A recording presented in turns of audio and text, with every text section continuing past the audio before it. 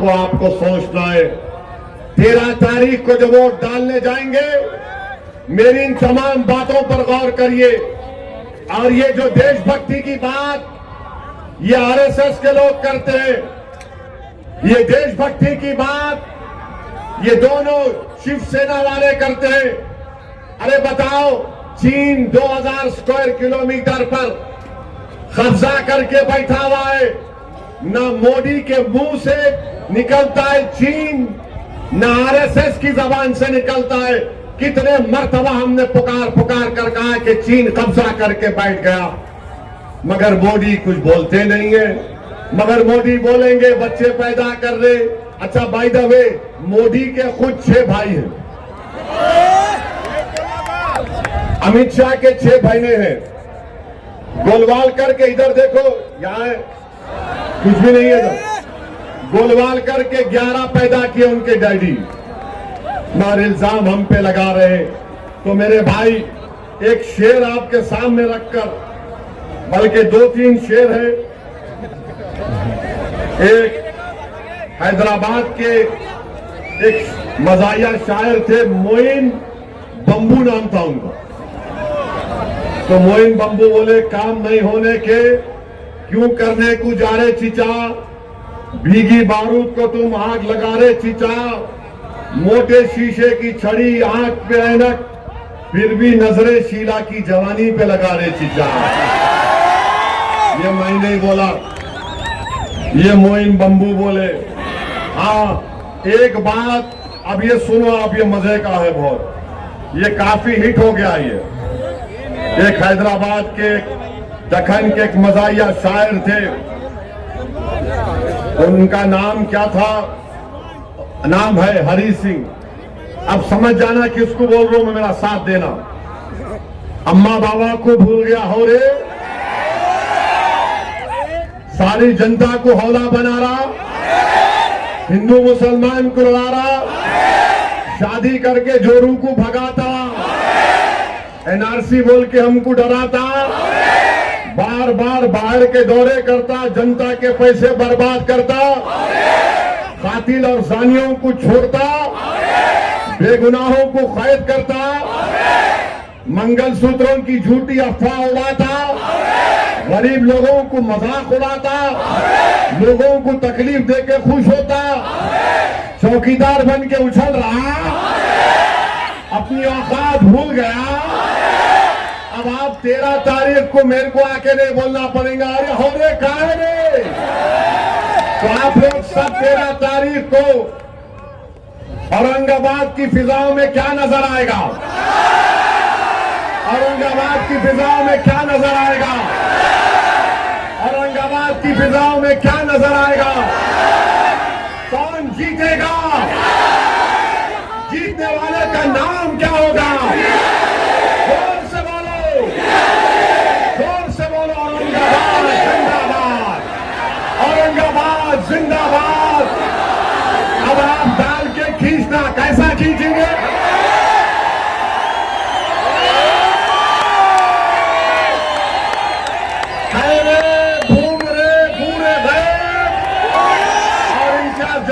कामयाब करिए। ये कोई इम्तियाज जलील साहब का रिकॉर्ड है, रिपोर्ट कार्ड है, खैरे तो नहीं पढ़ सकते मेरे को मालूम, घूमरे भी नहीं पढ़ेंगे, ये पूरा रिकॉर्ड है। देखिए 5 साल में 1.5 साल तो कोविड था। इम्तियाज साहब के ये रिपोर्ट कार्ड है, इसका जरूर मुताला करिए। और इंशाल्लाह कल 2 जलसे कहाँ पे हैं? मालूज में इंशाल्लाह शाम में 5 बजे और रेलवे स्टेशन मोइनुल स्कूल के ऊपर रात में 7 बजे से शुरू होगा इंशाल्लाह।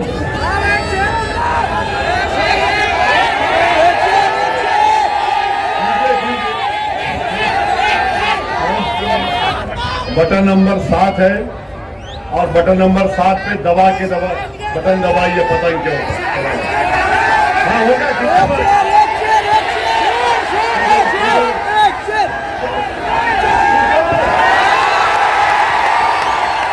इधर से खैरे को खींच रहे, उधर से घूमरे को खींच रहे, अभी मोदी को भी खींच देंगे। जो कह रहे नहीं ऊपर देखो नीचे मत देखो, दिल्ली का इलेक्शन है। अरे बाबू ऊपर देखे तो पतंग, नीचे देखे भी तो पतंग है इंशाअल्लाह ताला।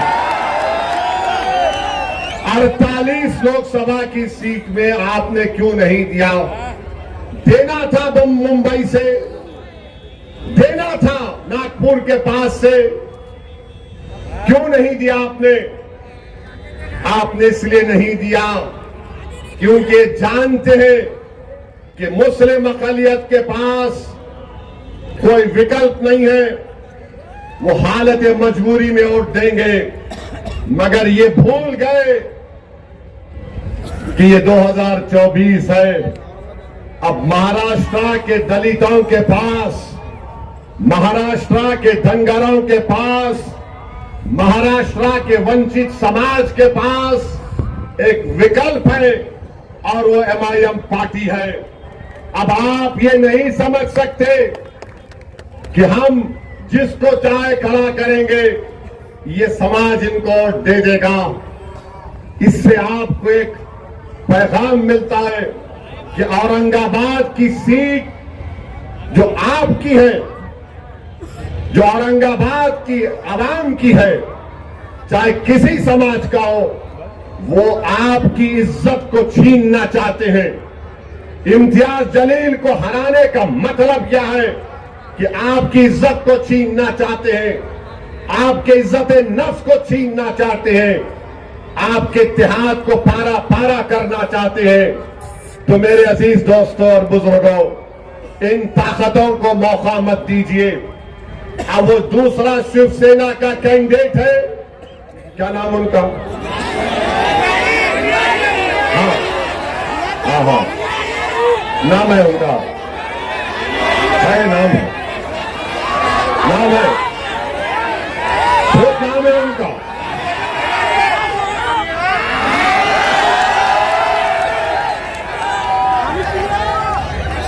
झूम रे झूम बराबर झूम, उन्होंने खुद जोक बनाते हैं उसके ऊपर। और मेरी नजर में मैं शराब को कुत्ते का पीछा बोलता हूं। मेरा डेमोक्रेटिक राइट है मेरा। अब उन्होंने एक है, उन्होंने जोक बनाते हैं उसके ऊपर। मेरे भाई एक तरफ घूम रहे और झूम रहे, दूसरी तरफ खैरे, और एक बीच में एक शरीफुल नफ्स,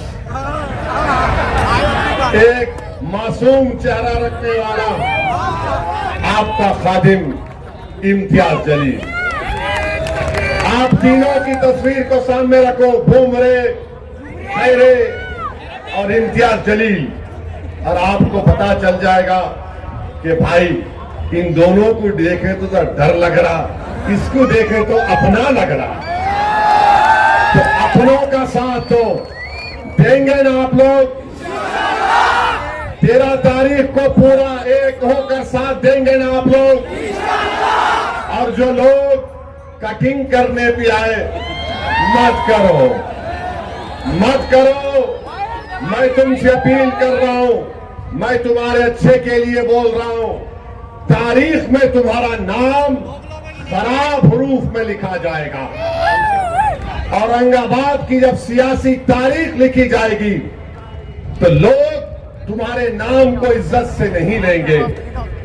आप एक थे, एक हैं और एक रहेंगे इंशाअल्लाह ताला। लोग बार बार मीडिया के लोग सवाल करते कि भाई आप इंडी अलायंस में क्यों नहीं गए?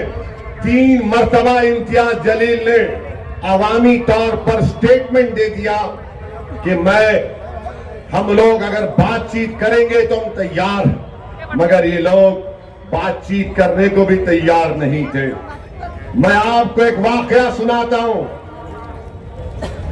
एयरपोर्ट पर बैठा हुआ था मैं, आज से चंद दिन पहले मेरे बाजू एक बहुत बड़े इंडी अलायंस के नेता एयरपोर्ट पर देखे। मैं एयरपोर्ट की गेट के पास बैठा हुआ था। वो मेरे बाजू आकर बोले, बहुत बड़े नेता उनके, बोले ओवैसी साहब हाउ आर यू? बोले कैसे? अब मैं बोला ये कहाँ सुबह सुबह भला बैठूं? बोला साहब एयरपोर्ट जनता का है, पूछना क्या है, बैठो। आप लोग तो जहाँ नहीं बैठना वहां जाके बैठ गए। बोले क्या मतलब? मेरा शिवसेना के बाजू बैठ गए। फिर बैठे, बैठ के मेरी बहुत तारीफ किए, आप क्या भाषण देते। मैं दिल में सोच रहा था कि मैं क्या कव्वाल हूं। फिर बोले आप पार्लियामेंट में दलाइल के साथ तकरीर करते। फिर बोले आपका नया एमपी बेहतरीन स्पीकर है और आप पर बहरहाल बहुत सी चीजें बोले।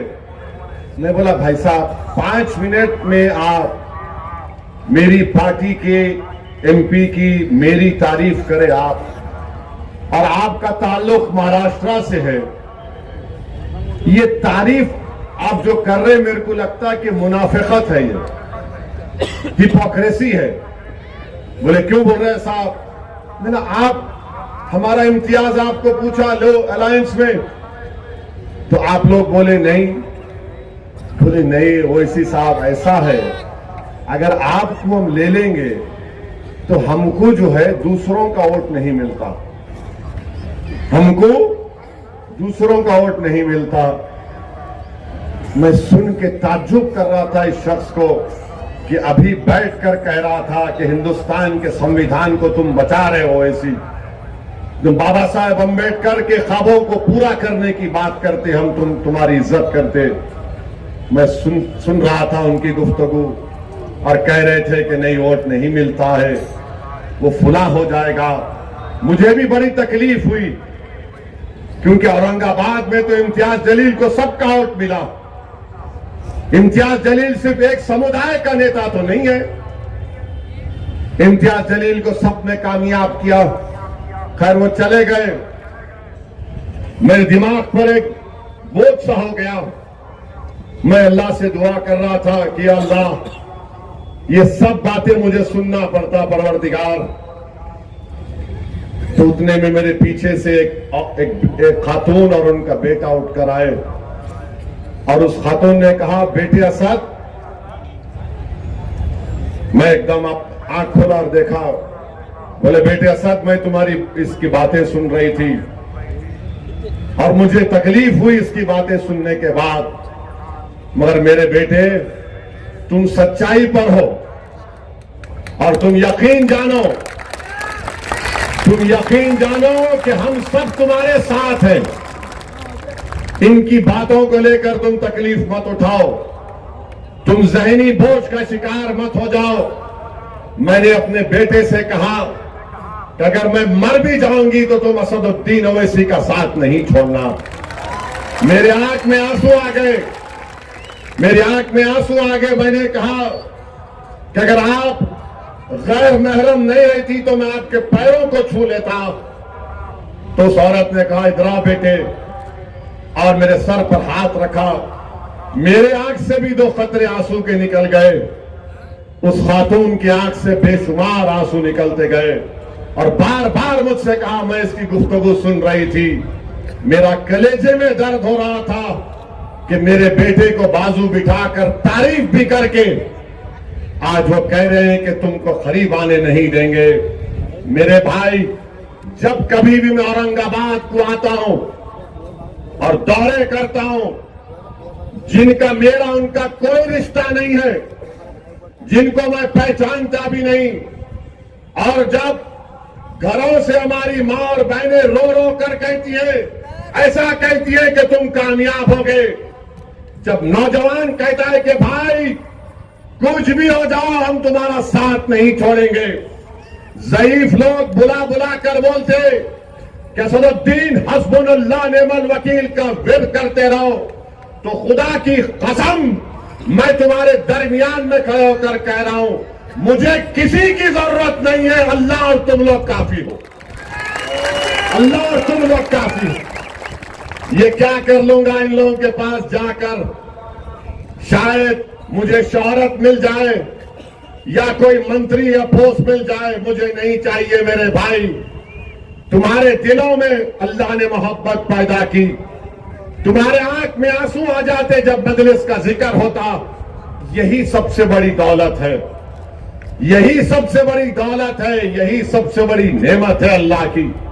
मैं फिर से कह रहा हूं तुम्हारे दरमियान में, मैंने अपने घर में भी कहा कि अगर मुझे मौत आ जाए तो मुझे औरंगाबाद के किसी कब्रिस्तान में ले जाकर दफना देना। मुझे औरंगाबाद की जमीन से इतनी मोहब्बत है।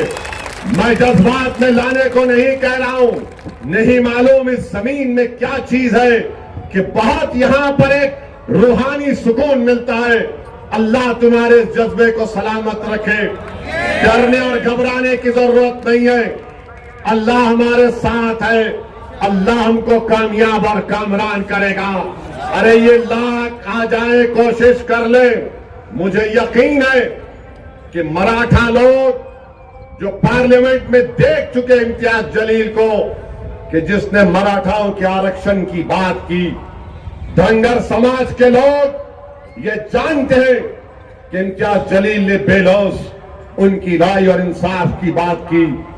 दलित समाज के लोग जानते हैं कि पीठ खंजर में इंडिया अलायंस ने खोपा, बुलाकर डाइस पर जलसा कराकर उनका हाथ छोड़ दिया, मगर हम में इत्तेहाद नहीं हुआ। मगर हमने दलित पॉलिटिकल एम्पावरमेंट के लिए, बाबा साहेब अंबेडकर के ख्वाबों को पूरा करने के लिए, और बाबा साहेब अंबेडकर का जो एहसान हम पर है, हमने वहां से अकोला में ताईद का ऐलान किया। हमने आनंदराव अंबेडकर साहब की सीट पर ताईद का ऐलान किया। कोई कुछ भी कह ले, मगर हम हमेशा से ये बात कहते आ रहे हैं कि वंचित समाज को एक होना पड़ेगा, और वंचित समाज जब एक होगी तभी हकीकी मानों में इंसाफ मिलेगा। मोदी का भाषण तो तुमने सुना होगा, कामयाब लगा सकते, लगाओ जरा, लगाओ जल्दी, चाउश जल्दी लगाओ। सुनो मोदी ने क्या कहा, सुनो आप, सुनो मोदी ने क्या कहा, सुनो आप। क्योंकि जब मैं बोलना शुरू करा तो हमारे दुश्मना शुरू हो गए, इन जज्बाती बात कर रहे, बहरे हैं पूरे, सुने नहीं आता सच्चाई इनको। लगा लगा उनकी सरकार थी, उन्होंने कहा था सुनो, देश की संपत्ति पर पहला अधिकार मुसलमानों का है। इसका मतलब ये संपत्ति इकट्ठी करके किसको बांटेंगे? जिनके ज्यादा बच्चे हैं उनको बांटेंगे, घुसपैठियों को बांटेंगे। क्या आपकी मेहनत की कमाई का पैसा घुसपैठियों को दिया जाएगा? ये कांग्रेस का मैनिफेस्टो कह रहा है कि वो माता और बहनों का सोने का हिसाब करेंगे, उसकी जड़ती करेंगे, जानकारी लेंगे और फिर उस संपत्ति को बांट देंगे और उनको बांटेंगे जिनको मनमोहन सिंह जी की सरकार ने कहा था कि संपत्ति पर पहला अधिकार मुसलमानों का है। भाई बहनों, ये अरबन नक्सल की सोच, मेरी माताओं बहनों, ये आपका मंगल सूत्र भी बचने नहीं देंगे, यहां तक जाएंगे मैं कहने आया। और पहले जब उनकी सरकार थी उन्होंने कहा था कि देश की संपत्ति, अब आप अंदाजा लगाइए, मुल्क का वजीर आजम है, 133 करोड़ जनता का वजीर आजम है। सुन तो लो, वो मालूम, सुनो, दुनिया डबल मीनिंग निकालते हर बात का, डरा दिए मेरे को शुरू में। ये क्या है ये? तो सुनिए, एक मुल्क का वजीर आजम भारत की अल्पसंख्यक समाज को घुसपैठी कह रहा है। आप लोग घुसपैठी है? आप लोग घुसपैठी है? हमारी मां और बहनें, आप घुसपैठी है? अब जितने घुसपैठी नहीं आता उठाओ, दीवार पे बैठने वाले भी उठाओ, दीवार नहीं गिरती, मैं हूं ना। वहां छत पे खड़े रहने वाले उठाओ, डाइस पे बैठने वाले उठाओ। आप लोग घुसपैठी है, हाथा नीचे। हमारी माँ और बहनें ज्यादा बच्चे पैदा कर रहे नहीं, झूठ है। तो ये टोटल फर्टिलिटी रेट गिरा है, मुस्लिम बहनों का, बेटियों का TFR गिरा है, मोदी झूठ बोल रहे। अब एक और सवाल पूछूंगा, हाथा उठाना। क्या आपको पसंद है कि किसी हिंदू बहन के गले से मंगलसूत्र उतार कर अपने जेब में रखना? आपको पसंद है? जैसे बोलो, आपको पसंद है? ये मोदी बोल रहे। और अब सुनो, अब हर हाथ सुनो हाथों हौरे पे हाथों धरो। अब आपको मालूम होगा कि 5 साल में हमारी मां और बहनें बैठी हुई है, 5 साल में 19 से 24 के दरमियान में भारत की महिलाओं ने, ये पॉइंट जरा मीडिया नहीं कैरी करेगा, आप लोग इसको वायरल करेंगे ना, करना। ये पॉइंट मीडिया डरता जरा मोदी से, हम इनके बाप से नहीं डरने वाले। तो 5 साल में भारत की महिलाओं ने, रिजर्व बैंक ऑफ इंडिया का डेटा है कि 1 लाख करोड़ रुपए का सोना गिरवी रखाकर पैसे लिए। 1 लाख करोड़। अब बताइए मोदी, ये महिलाओं से मोहब्बत है आपकी? 1 लाख करोड़ अगर कोई महिला, कोई खातून जेवर अगर गिरवी रखाती है तो उसके कलेजे पर, दिल पर पत्थर रखकर रखाती है, क्योंकि एक तो या तो उसकी मां की या खानदान की निशानी होती, दूसरा वो सोना रखते अपनी औलाद की, बेटी की शादी के लिए, और जब गिरवी रखाते तो किसी का एक्सीडेंट हो गया, शादी कराना है, पूरे कैमरे लगे हुए, गिर जाएंगे, या बच्चे को बाहर भिजाना है, या कहीं फीस देना है। नरेंद्र मोदी 1 लाख करोड़ का सोना गिरवी रखा है महिलाओं ने। मेरे अजीज दोस्तों और बुजुर्गों, मगर मोदी कहते हमको जिहादी। आप लोग जिहादी हैं? जिहादी हैं आप लोग? मेरे को तो दिन रात बोलते रहते, मगर आवाम को गाली देना, एक देश का वजीर आजम है। आप बताइए मेरे अजीज दोस्तों और बुजुर्गों, क्या मुल्क का हाल नरेंद्र मोदी कर दिए? आप बताइए, कल अगर CAA NPR NRC होगा तो क्या उसका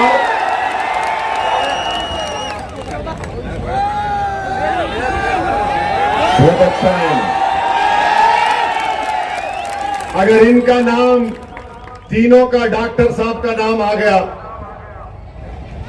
NRC के लिस्ट में, कोई भी जाकर बोलेगा इनके नाम का ऑब्जेक्शन है, इनको इनके दादा का बर्थ सर्टिफिकेट लाना पड़ेगा, डॉक्टर साहब को परभनी जाके लाना पड़ेगा, इम्तियाज साहब को कहां से लाएंगे? नहीं ला सकते।